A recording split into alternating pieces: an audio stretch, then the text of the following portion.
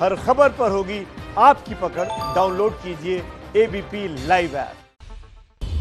ABP news देख रहे हैं आप, साथ आपके मैं हूं कुमकुम बिनवाल। एबीपी न्यूज लगातार अपनी उस मुहिम के साथ आज भी इस सुबह के साथ शुरुआत कर रहा है कि हाथरस की बेटी को इंसाफ मिले, परिवार वालों से हमें बात करने की इजाजत मिले और उस डीएम पर कार्रवाई हो जिन्होंने न सिर्फ एबीपी न्यूज को उसकी कवरेज से रोका बल्कि हाथरस में उस परिवार पर भी एक तरह से नजरबंद करने के आरोप उन पर लग रहे हैं। तो कुल मिलाकर कहा जा सकता है कि हर दिन की शुरुआत, हर सुबह की शुरुआत होती है एक नई किरण से। रात कितनी भी अंधेरी हो, जब वो नई किरण आती है तो एक उम्मीद, एक आशा की लेकर आती है। लेकिन उत्तर प्रदेश में अंधेर गर्दी की नई किरण कब पैदा होगी, उत्तर प्रदेश में अंधेर गर्दी कब खत्म होगी, इसी सवाल के साथ आज भी हम ग्राउंड जीरो पर डटे हुए हैं। मैं आपको बता दूं, यही वो रोड है जहां से जाता है पीड़ित परिवार का घर, लेकिन बैरिकेडिंग ऐसी कि यहाँ परिंदा भी पर नहीं मान सकता। गाड़ी जाएगी तो यूपी पुलिस की जाएगी, गाड़ी आएगी तो यूपी पुलिस की आएगी। इन सब के बीच आप देख सकते हैं सुबह से लगातार मैं यहाँ पर जब पहुंची तो मैंने देखा कि मेरे आने के बाद यहाँ पर जिस तरह से हमने मोर्चा संभाला, यहाँ पुलिस बल रात भर मौजूद था। कोशिश फिर भी यही कि किसी भी हाल में कोई अंदर न चला जाए। हम सक्रिय हुए, हम लाइव पर जाने की तैयारी करने लगे तो पुलिस भी यहाँ पर पूरी तरह से सक्रिय है। तो कल से लेकर आज तक की तस्वीर ये कि पुलिस की मौजूदगी यहाँ अब भी उतनी ही जितनी कम कल थी। लेकिन हम अब भी सवाल पूछते रहेंगे कि हाथरस की बेटी और उसके परिवार वालों, खासतौर पर हाथरस के बेटी के परिवार वालों को मीडिया से बात करने की, एबीपी न्यूज से बात करने की इजाजत कब मिलेगी।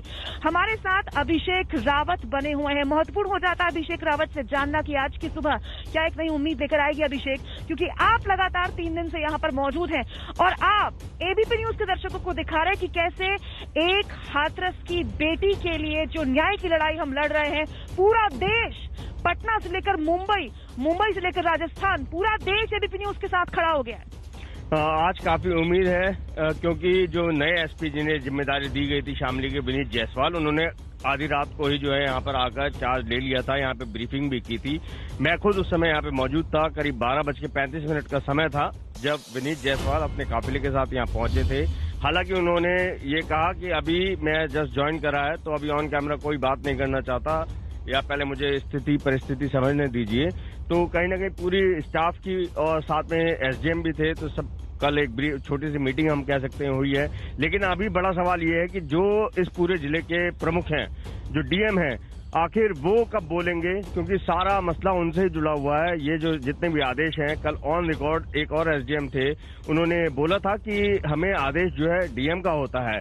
तो जो ऊपर वाले के एक सस्पेंस बना हुआ, तो कम से कम ऑन रिकॉर्ड कल खत्म हुआ था कि जो भी आदेश है, चाहे वो पीड़ित परिवार को नजरबंद रखने का हो, चाहे मीडिया को दूरी बनाए रखने का हो उनसे, और ये जो बैरिकेडिंग है, तमाम ये जितने भी निर्देश दिए जा रहे हैं डीएम की तरफ से हैं। और एबीपी न्यूज का भी सीधा सवाल डीएम साहब से यही था कि सर, ये जो कुछ भी हो रहा है आखिर कौन करवा रहा है? अगर आप करवा रहे हैं तो क्यों करवा रहे हैं? क्योंकि जिस तरीके से उस लड़की के शव को रातों रात जलाया गया, उसकी बेकदरी की गई, परिवार ने झोली भी फैलाई थी, रोती बिलखती मां ने पूरे पुलिस प्रशासन के सामने जो है झोली फैलाई थी और भीख मांगी थी कि अंतिम बार हमारे को दरवाजे पे ले जाने दीजिए। देखिए, पेचीदगियां समझ रहे हैं इस पूरे केस की, इस पूरे मामले की। क्यों? क्योंकि 3 दिन से लगातार अभिषेक यहीं पर मोर्चा संभाले हुए हैं ताकि आपके सामने हर तस्वीर हम रख पाएं। लेकिन आज की तस्वीर कल से और बुरी इसीलिए अभिषेक, क्योंकि कल यहाँ पर इस बैरिकेडिंग के इस हिस्से में यहाँ पर हमारी टीम मौजूद थी। कल आधी रात तक लगातार मौजूद थी, अभी भी मौजूद है। लेकिन हमें रातों रात यहाँ से हटाकर यहाँ पर बैरिकेडिंग लगा दी गई और उसके बाद अब हम यहाँ पर आ गए हैं। यानी कि जो दायरा था घर से यहाँ तक का, जो कुछ कदमों के थोड़े आगे था, हम अब कुछ कदम और दूर कर दिए गए हैं। तो कुल मिलाकर पुलिस की चाक चौबंद व्यवस्था कल जैसी अब तक। लेकिन बड़ा सवाल ये है कि एबीपी न्यूज की जो मांग है कि पीड़ित परिवार से हमें बात करने की इजाजत मिले, जो कि उस परिवार का भी अधिकार है, एक मीडिया चैनल के तौर पर हमारा भी अधिकार है। दूसरी, जिले के सबसे बड़े अधिकारी यानी डीएम पर कार्रवाई कब, कैसे? एबीपी न्यूज की एक मुहिम के साथ पूरा देश खड़ा हो गया है। समझिए इस रिपोर्ट में। सर 2 दिन हो गए सर 2 दिन हो गए सर। हाथ जोड़ के विनम्र निवेदन है सर, जाने दीजिए सर। मैं बैठ रही हूँ, आप नहीं मानेंगे, मैं बैठ रही हूँ सर। आप हमें हमारा काम नहीं करने दे रहे सर, ये गलत। एबीपी न्यूज ने हाथरस गैंगरेप पीड़ित परिवार के लिए इंसाफ की मुहिम छेड़ी। दिन भर पीड़ित परिवार से मिलने की कोशिश करता रहा एबीपी न्यूज। शाम तक एबीपी न्यूज की खबर का हुआ बड़ा असर।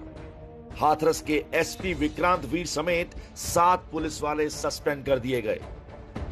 मुहिम का असर हो गया है। मैं प्रतिमा आपको एक और जानकारी दे दूं कि 7 और पुलिस वाले भी सस्पेंड हुए हैं, जिसमें सब इंस्पेक्टर रैंक के, डीएसपी रैंक के पुलिस अधिकारी भी हैं। प्राइमरी रिपोर्ट आई है, उस प्राइमरी रिपोर्ट के आधार पर एसपी को और बाकी पुलिस कर्मियों को सस्पेंड किया गया।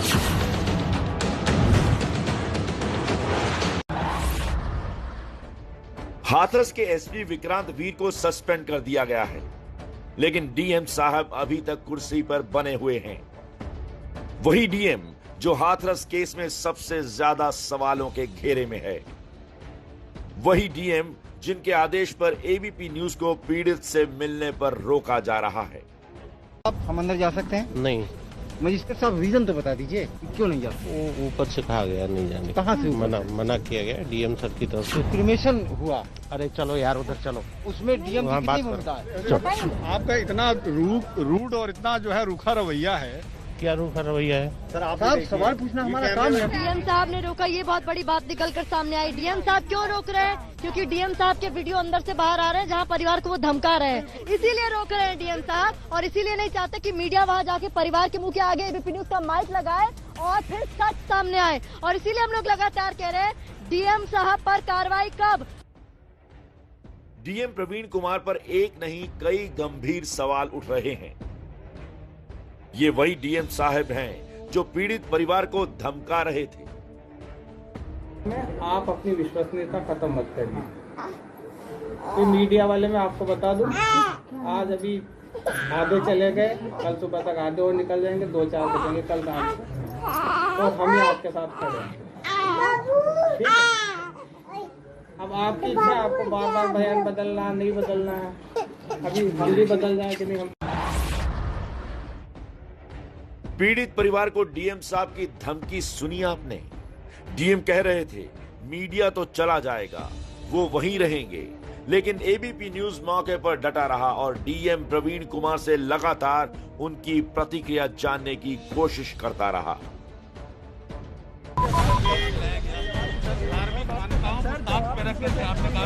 पीड़ित परिवार को आप धमका रहे हैं सर, जवाब देके जाइएगा सर।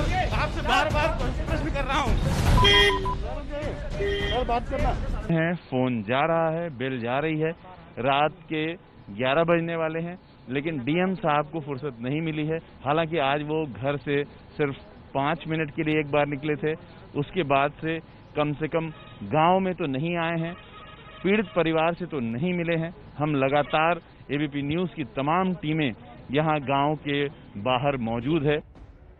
डीएम प्रवीण कुमार आखिर कब तक मुंह छिपाते रहेंगे? एबीपी न्यूज तब तक सवाल पूछता रहेगा जब तक हाथरस के डीएम पर कार्रवाई नहीं हो जाती।